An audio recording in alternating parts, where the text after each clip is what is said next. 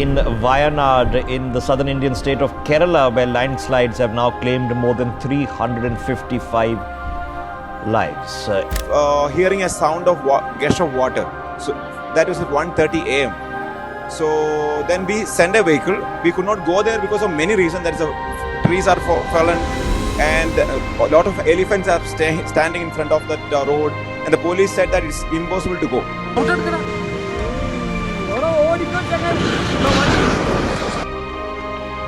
ഇവിടെ മൊത്തം പൊട്ടിയിട്ടുണ്ടോ? വീനാശിന് ഇപ്പുറത്ത് ആരും വരില്ലേ? അങ്ങോട്ടുള്ളവരൊക്കെ ശ്രദ്ധിച്ചോ? ഈ ദുരന്ത ഭൂമിയിൽ നിന്നുള്ള ഓരോ കാഴ്ചകളും നമ്മളെ വല്ലാതെ അമ്പരപ്പിക്കുന്നതാണ് സത്യം.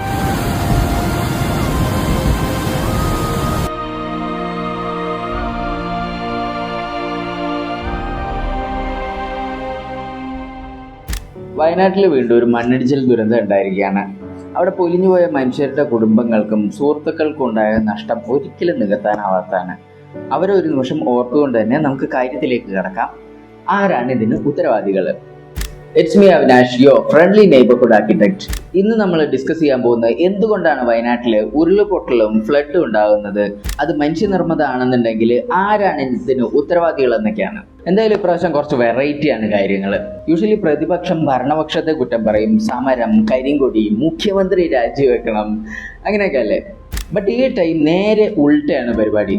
ഭരണപക്ഷം പ്രതിപക്ഷത്തെ കുറ്റം പറയുന്നു, വർക്കെടുക്കുന്ന കമ്പനിയെ കുറ്റം പറയുന്നു, പഴയ മുഖ്യമന്ത്രി ഉത്തരം പറയണം. Full variety, full on blame game. ഇതൊന്നും അറിയാതെ നാട്ടുകാർ ഇപ്പം ആരെ കുറ്റം പറയണമെന്ന് ആലോചിച്ച് അന്തം വിട്ട് നിൽക്കുന്നു. വേറെ രസമുള്ള കാര്യം എന്താണെന്ന് വെച്ച് കഴിഞ്ഞാൽ, ഈ ചോദിക്കുന്ന ആൾക്കാരടക്കം എല്ലാവർക്കും എന്തെങ്കിലുമൊക്കെ ഒരു ഉത്തരമുണ്ട്. ഇതിപ്പോൾ ഒരു സീസണൽ ഇവൻ്റായി മാറിക്കൊണ്ടിരിക്കുകയാണ്. മഴ പെയ്തു കഴിഞ്ഞാൽ മണ്ണിടിച്ചിൽ, ഉരുൾപൊട്ടൽ, ഫ്ലഡ്. ആർക്കെങ്കിലും വീട് നഷ്ടമാവും, കൃഷി നഷ്ടമാവും, കട നഷ്ടമാവും, റിലീഫ് ക്യാമ്പ്, കോമ്പൻസേഷൻ, ഡിബേറ്റ്, പിന്നെ എന്തെങ്കിലുമൊക്കെ ഒരു ഹോട്ട് ടോപ്പിക്ക് വന്നു കഴിഞ്ഞാൽ എല്ലാവരും ആ വഴിക്ക് അങ്ങ് പൊക്കോളും. പിന്നെ നെക്സ്റ്റ് മഴയ്ക്ക് വീണ്ടും ഓണാവും, സെയിം തിങ് റിപ്പീറ്റ്. എന്തുകൊണ്ടാണിത് എല്ലാ കൊല്ലം ഒരേപോലെ ആവർത്തിക്കുന്നത്? Where are we going bro?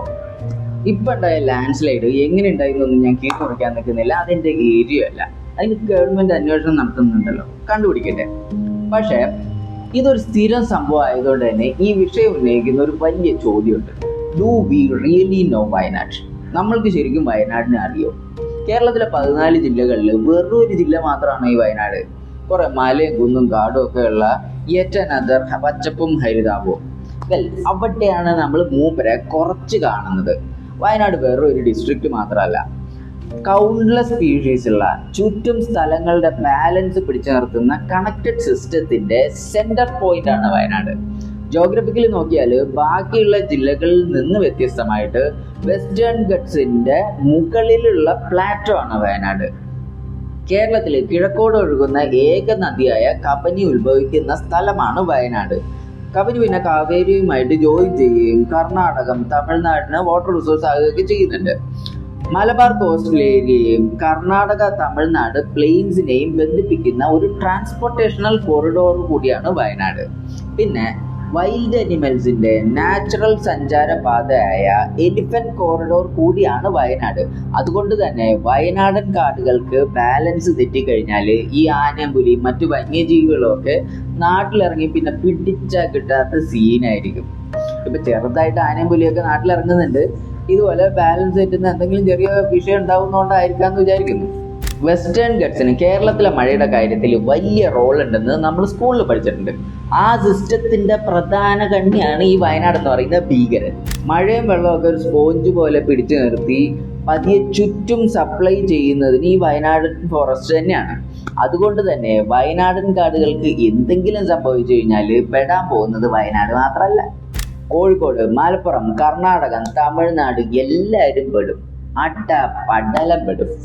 അപ്പൊ പറഞ്ഞു വന്നത്, വയനാട് കാണാൻ രസമുള്ള യെറ്റ് അനദർ ബ്യൂട്ടിഫുൾ പ്ലേസ് മാത്രമല്ല, സൗത്ത് ഇന്ത്യയുടെ വാട്ടർ സെക്യൂരിറ്റിയും ബയോഡൈവേഴ്സിറ്റിയും ക്ലൈമറ്റും താങ്ങി നിർത്തുന്ന ഒരു ഇക്കോളജിക്കൽ പവർ ഹൗസാണ്. സംഭവം ഇങ്ങനെയൊക്കെയാണെന്നുണ്ടെങ്കിലും നമ്മൾ എങ്ങനെയാണ് വയനാടിനെ കാണുന്നത്? ഡെവലപ്പ് ചെയ്യാൻ പൊട്ടൻഷ്യൽ ഉള്ള കുറേ പ്ലോട്ട്സ് ഉള്ള ഒരു സ്ഥലമാണ് മിക്കവർക്കും വയനാട്.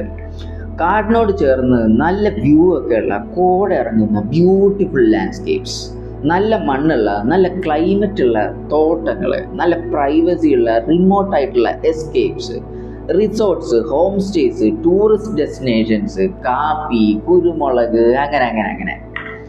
ശരിക്കും ഇത്രയുള്ളോ വയനാട്? ഇനിയിപ്പോൾ നമ്മുടെ കയ്യിലൊരു പ്ലോട്ട് ഉണ്ടെങ്കിൽ നമ്മളെന്താ ചെയ്യുക? ബിൽഡിങ് വെക്കാൻ നിരപ്പാക്കണം, ഉള്ള മരമൊക്കെ കളയണം, ചെരിവ് നികത്തി ഒരു റെക്റ്റാങ്കിൾ പ്ലോട്ട് സെറ്റാക്കണം. അതിനൊരു JCB വിളിക്കും, 1-2 ദിവസം ആഘോഷം. മൂപ്പര് കുന്നുവെട്ടി പറമ്പാക്കുന്നതും കണ്ട് ഫുള്ള് ഫുഡ് അടിയും പരിപാടികളും. എന്നിട്ട് വലിയൊരു റീറ്റൈനിങ് വാൾ അടിക്കും.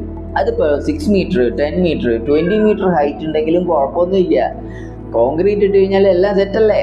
ഇനി കോൺക്രീറ്റ് ഇടാനും വയ്യാത്ത ടീംസ് ഉണ്ട്, കണക്കിൻ്റെ ഉസ്താദുകൾ.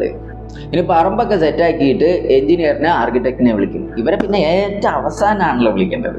ഇതിപ്പോൾ എന്ത് തേങ്ങയൊക്കെ കുന്നുമലയൊക്കെ ആയത്? നേരത്തെ റെക്റ്റാങ്കുലർ പ്ലോട്ട് ആയിരുന്നെങ്കിൽ എന്ത് എളുപ്പമായാലും. ഗവൺമെൻറ് ഒന്ന് ആലോചിക്കേണ്ട കാര്യമാണ്. ഇനിയിപ്പോൾ കുറ്റം പറയാനാണ് വരുന്നതെങ്കിൽ ഞാൻ എൻ്റെ പ്ലോട്ടിലല്ലേ ചെയ്യുന്നുള്ളൂ. അതിനിപ്പോൾ എന്താ? ചിലപ്പോൾ മേലെ നിന്നുള്ള നീരൊഴുക്കൊന്നും ബ്ലോക്ക് ആകുന്നുണ്ടാവും. അതുമല്ല പൈപ്പ് ഇട്ട് റോഡിലേക്ക് കൊടുക്കണം അല്ല പിന്നെ? അതെ. ഇങ്ങനെ ഒരാൾ മാത്രം വിചാരിക്കുകയാണെന്നുണ്ടെങ്കിൽ വലിയ സീനൊന്നുമില്ല. ബട്ട് എല്ലാവരും ഇങ്ങനെ വിചാരിച്ചാൽ നല്ല സ്വീറ്റ് ആയിട്ടുള്ള, ക്രീമി, ഫ്ലഫി ആയിട്ടുള്ള നിങ്ങളുടെ ഏറ്റവും ഫേവറേറ്റ് ഒരു കേക്ക് ഇമാജിൻ ചെയ്ത് നോക്ക്. എന്നിട്ട് അത് നിറയെ ആളുകളുള്ള ഒരു റൂമിൻ്റെ നടുക്ക് വെക്കുന്നതും ഒന്ന് ആലോചിച്ച് നോക്ക്. കൈയിട്ട് വാരി പിച്ച് പറിച്ച് ഒരു യുദ്ധക്കളാക്കുന്നത്. ഏകദേശം അത് തന്നെയാണ് ഈ വയനാട്ടിൽ നടക്കുന്നത്. ഈ JCB വെച്ച് മാന്തുന്നത് മണ്ണ് മാത്രമാണോ? അതോ മഴവെള്ളം സ്വാഭാവികമായി ഒഴുകുന്ന വഴികളെ നശിപ്പിക്കുകയാണോ? സ്ലോപ്പിന്റെ ബാലൻസ് മാറ്റുകയാണോ? മരവും ചെടിയും മുറിക്കുമ്പോൾ ഒരു നിരപ്പുള്ള റെക്ടാങ്കുലർ പ്ലോട്ടാണോ കിട്ടുന്നത്? അതോ മണ്ണിന്റെ നേച്ചർ തന്നെ നശിപ്പിക്കുകയാണോ? ഒരു റിസോർട്ട് ഉണ്ടാക്കുമ്പോൾ അതിന്റെ ഇമ്പാക്റ്റ് ആ ചുറ്റുവട്ടം മാത്രമാണോ? ഒരു വീട് ഉണ്ടാക്കുമ്പോൾ, ഒരു ബിൽഡിംഗ് എടുക്കുമ്പോൾ അതിന്റെ ഇമ്പാക്റ്റ് ആ പ്ലോട്ടിൽ മാത്രം ഒതുങ്ങുന്നതാണോ? ഒരു റിവർ ബ്ലോക്ക് ചെയ്ത് കഴിഞ്ഞാൽ, ഒരു സ്ട്രീം നികത്തിയാൽ ആ പ്ലോട്ടിൽ മാത്രം പ്രശ്നമായിട്ട് അത് ഒതുങ്ങുമോ? ഒരു പ്ലോട്ടിൽ കുറച്ച് മരം വെട്ടിക്കഴിഞ്ഞാൽ അതിൻ്റെ ആഫ്റ്റർ എഫക്ട്സ് ആ പ്ലോട്ടിൽ മാത്രം നിൽക്കുമോ? അപ്പോൾ ഈ വയനാടിനെ നമ്മൾ വെറും ഒരു ക്ലസ്റ്റർ ഓഫ് പ്ലോട്ട്സ് ആയിട്ടാണോ കാണേണ്ടത്? അതോ ഒരു കണക്റ്റഡ് സിസ്റ്റം ആയിട്ടാണോ? ഈ തമ്മിൽ ഇമ്പാക്റ്റ് ഉള്ള ഒരു ഒറ്റ വലിയ ലാൻഡ്സ്കേപ്പ് അല്ലേ ശരിക്കും ഈ വയനാട് എന്ന് പറയുന്നത്? ലാൻഡ്സ്കേപ്പ് എന്ന് പറഞ്ഞു കഴിഞ്ഞാൽ കുറച്ച് ചെടിയും മരമൊക്കെ വെച്ച് പിടിപ്പിച്ച് കുറച്ച് ടൈലിടുന്നത് മാത്രമൊന്നുമല്ല. ലാൻഡ്സ്കേപ്പ് എന്ന് പറഞ്ഞു കഴിഞ്ഞാൽ ഗാർഡൻ ഡിസൈനും മാത്രമല്ല, സിറ്റിയും ഗ്രാമങ്ങളും കാടും മലയും പുഴയും കൃഷിയും ഇതൊക്കെ ഉൾപ്പെടുന്ന വലിയ ഇക്കോസിസ്റ്റവും ലാൻഡ്സ്കേപ്പ് തന്നെയാണ്. നമ്മൾ എങ്ങനെയാണ് ഭൂമിയെ മനസ്സിലാക്കുന്നത്? മഴ എന്താണ്? അതെങ്ങനെയാണ് ഉണ്ടാവുന്നത്? അതെങ്ങനെയാണ് പുഴയും ആറുകളും തോടുകളും ആവുന്നത്? എവിടെയൊക്കെയാണ് അത് കെട്ടി നിൽക്കുന്നത്? മണ്ണെന്താണ്? കാടെന്താണ്? വൈൽഡ് ലൈഫ് എന്താണ്? ഗ്രൗണ്ട് വാട്ടർ എന്താണ്? ഭൂമിയുടെ ചരിവ് എന്താണ്? ആളുകൾ എവിടെയൊക്കെയാണ് സെറ്റിൽ ചെയ്യുന്നത്? കൃഷി എങ്ങനെ ചെയ്യുന്നു? റോഡ് എങ്ങനെയാണ്? ഇതൊക്കെ എങ്ങനെ അങ്ങോട്ടും ഇങ്ങോട്ടും കണക്റ്റഡ് ആണ്? ഇതൊക്കെയാണ് ലാൻഡ്സ്കേപ്പ്. ആൻഡ് അത് മനസ്സിലാക്കി ഡിസൈൻ ചെയ്യുന്നതിനാണ് ലാൻഡ്സ്കേപ്പ് ഡിസൈൻ എന്ന് പറയുന്നത്.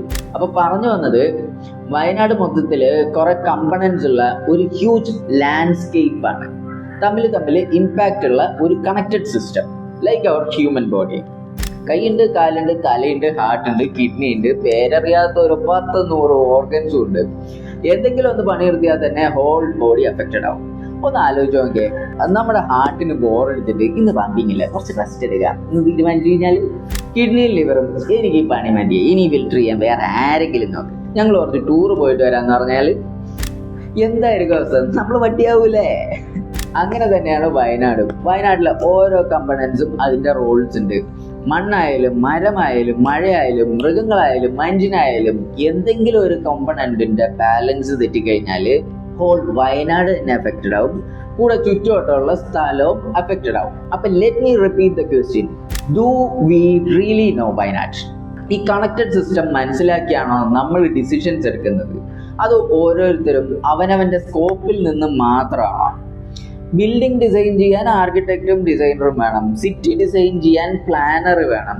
അപ്പൊ വയനാട് പോലെ ഒരു ലിവിങ് ലാൻഡ്സ്കേപ്പിനെ മനസ്സിലാക്കി മാനേജ് ചെയ്യാൻ നമുക്ക് എന്ത് സിസ്റ്റമാണുള്ളത്? ലാൻഡ്സ്കേപ്പിനെ ബേസ് ചെയ്തുള്ള ഡിസിഷൻ ആണോ നമ്മൾ എടുക്കുന്നത്? അതോ പ്ലോട്ടും ഡിപ്പാർട്ട്മെന്റ്സും പ്രോജക്ട്സും ബേസ് ചെയ്താണോ? ബാക്കി ഡിസ്ട്രിക്റ്റുകളിലെ പോലെ ഒരു മാസ്റ്റർ പ്ലാൻ പ്രിപ്പയർ ചെയ്താൽ മാത്രം തീരുന്ന പ്രശ്നമാണോ ഈ വയനാട്ടിലുള്ളത്? ഇത്രയും സെൻസിറ്റീവും പവർഫുള്ളുമായ വയനാടിനെ സംരക്ഷിക്കാൻ കേരള മുനിസിപ്പാലിറ്റി ബിൽഡിംഗ് റൂള് മാത്രം മതിയോ? അതോ വയനാടിന് മാത്രമായിട്ട് ലാൻഡ്സ്കേപ്പ് ബേസ്ഡ് പ്ലാനിങ്ങും ലാൻഡ്സ്കേപ്പ് ബേസ്ഡ് ഗൈഡ് ലൈൻസും വേണം? അപ്പൊ പറഞ്ഞു വന്നത് ഇതാണ്, കൃത്യമായിട്ടുള്ള ഉത്തരങ്ങൾ വേണമെന്നുണ്ടെങ്കിൽ ക്ലാരിറ്റി ഉള്ള ശരിയായിട്ടുള്ള ചോദ്യങ്ങൾ ചോദിക്കണം.